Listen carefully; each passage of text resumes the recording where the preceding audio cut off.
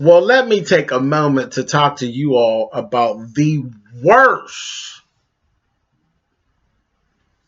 cliffhanger in television history. And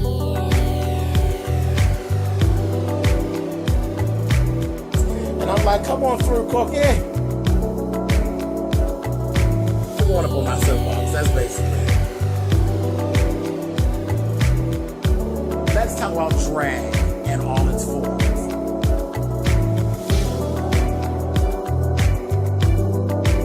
What, Cookie?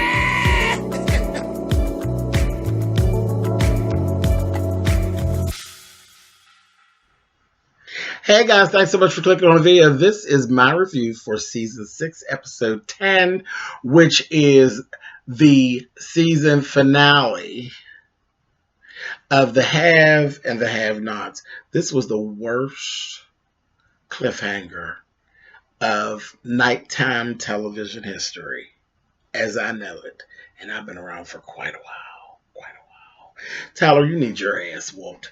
Anyway, we start right off with Justin catching Wyatt hugging Jeffrey. I said, oh, here we go, honey. So then there's this battle back and forth, and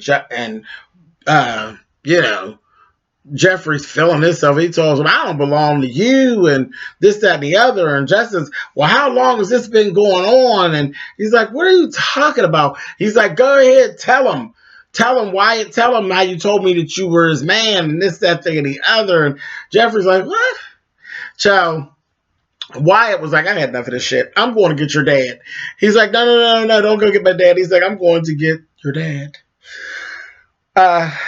He left out of there, baby, and Wyatt left out and got David and came back. And David was like, what is going on? What is going on? And he ended up putting Justin out of the room, and David starts going back and forth with Jeffrey. Jeffrey don't want to tell David. And I said, oh, you're getting on my nerves. You are getting on my nerves, Jeffrey. I don't know why you won't let your dad intervene and shut this shit down. But I think I know why, because I think you like Justin. I think real hard, I think that you like Justin. And I think you kind of, you don't know, you're not used to nobody liking you.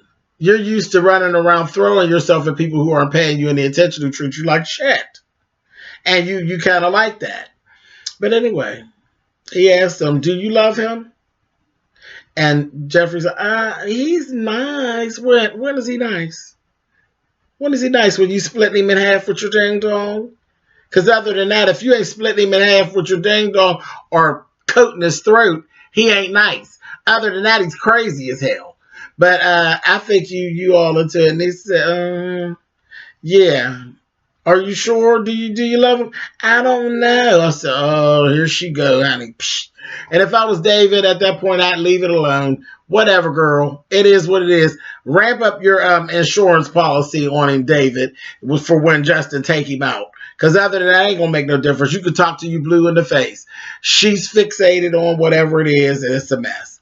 Later on, we actually see David sitting talking to Erica, and David gets to telling Erica about how he blames himself for Jeffrey's passive behavior, and saying that all the time that he spent with Veronica being in that screwed up relationship, that he thinks he's literally taught Jeffrey how to accept less and how to stay in a loveless situation and how to literally get used to playing the victim.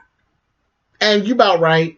You're about right. Because he's been victimized from the door. Your wife victimized him, and now he's out in the street and he found a man to victimize him. You don't want nobody. Because see, Landon wanted you. You didn't want him. You didn't want him. And Landon's a whore, so that was probably for the best anyway. But Landon wanted you. He's the only one who did. Landon wanted you. You dogged him out. And Justin just go upside your head. Bam! Give me the dick. And you're like, okay. Stupid. Just stupid. You got issues, Miss Jeffrey. Anyway, moving on with your fine ass. Anyhow, Oscar, I didn't get this. He's set up at the bar. He got set up by Gia and Rocky, which was hilarious. But he's down there with his laptop at the bar. Why are you down there with the laptop down at the bar doing this business? It was just a Tyler Perryism because you're messing with these offshore accounts and all of this down at the bar. Anyway, they set him up. Gia went over there flirting at him. Rocky's back there taking pictures and carrying on and then sending them to Candace. Candace got the information and she's thinking that she done got him and she got Jim's banking information, Chow and his Wyatt's information.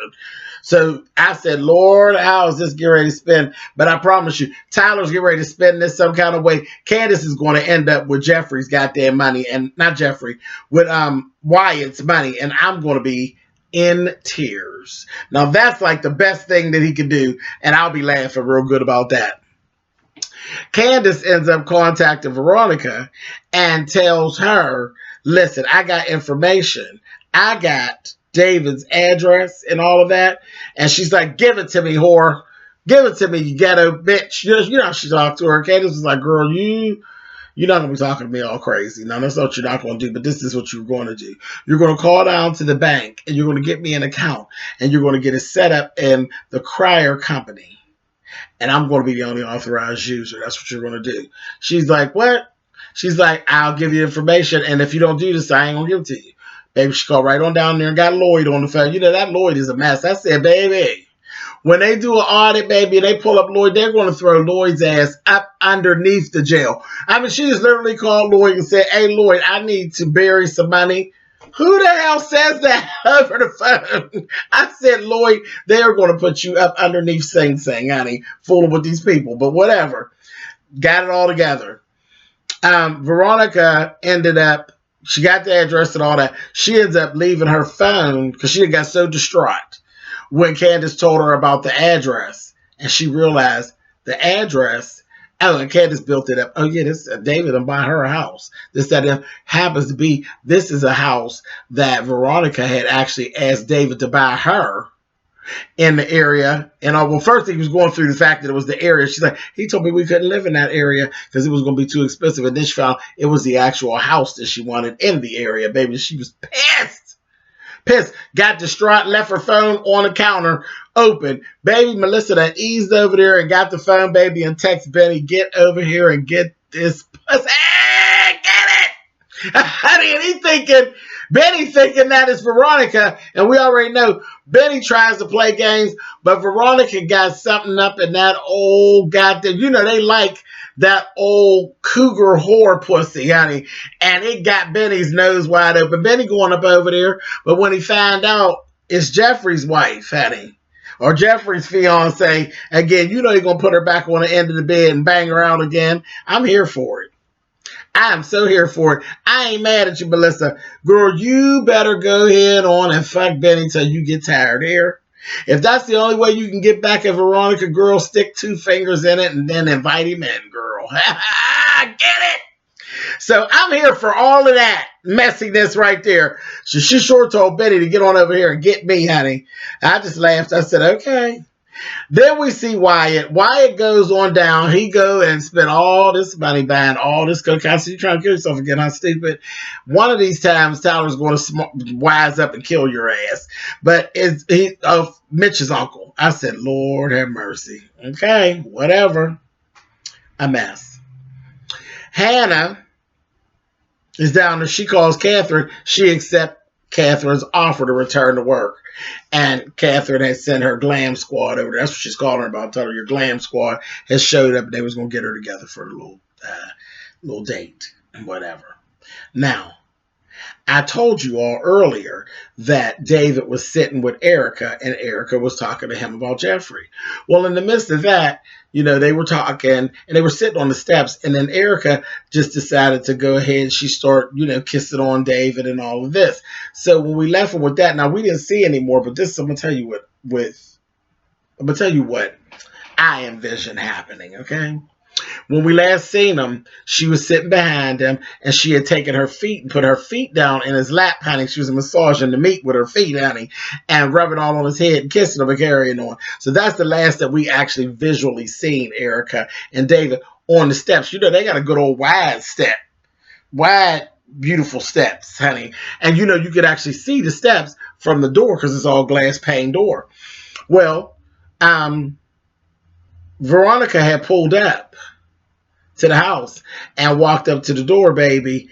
And she stopped at the door. She was just looking. You all see my thumbnail on this video. And she's just looking in the door. And she's like, just done. I said, oh, Veronica, girl, no, I know you ain't mad. Is you mad, whore?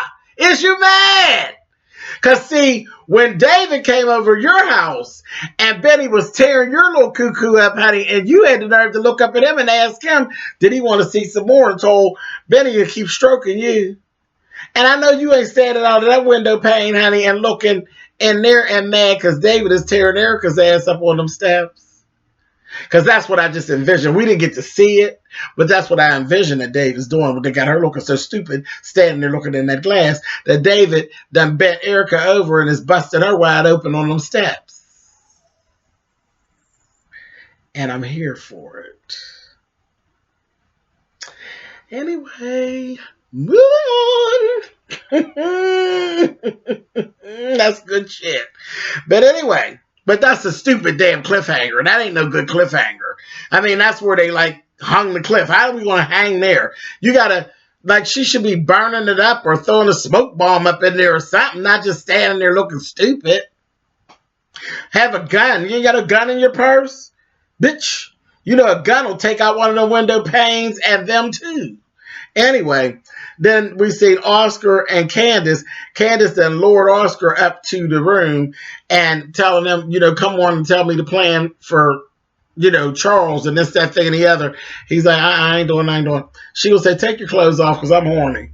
This, that, and the other. He's going to say, no. They going back and forth. She said, take the damn clothes off. And Oscar fell into it. So last we seen him, he's taking his clothes off. You're ready to get in the bed with Candace. And it just ended. I was like, this is just stupid. Stupid. I was like, where's the rest of it? Tyler, you need your ass whooped. This is no cliffhanger. This was just a decent episode. But this is no cliffhanger. This ain't no reason. There's nothing here that says that we should come, that we ain't going to be able to wait to come back. Now, wait until next Tuesday to come back and watch this, cool. But waiting a couple of months, man, if you don't go sit your big ass down somewhere, I'm done with it.